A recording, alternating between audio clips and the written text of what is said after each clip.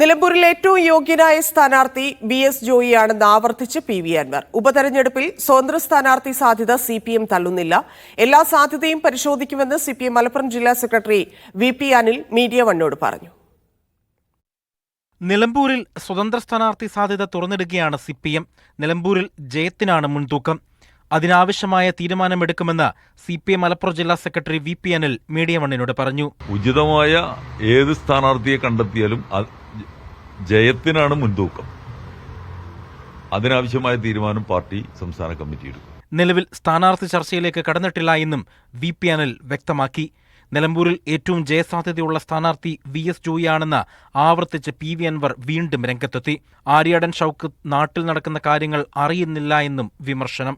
സത്യത്തിൽ അത് അറിയാത്തതുകൊണ്ട് പറയാം, ഈ നാട്ടിൽ വളരെ കുറവാണ്.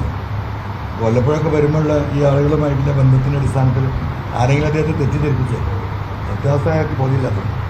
മുൻ DCC പ്രസിഡന്റ് വി പ്രകാശിന്റെ വീട് സന്ദർശിച്ച പി.വി. അൻവർ തെരഞ്ഞെടുപ്പ് പ്രചാരണത്തിന് തുടക്കമിട്ടു.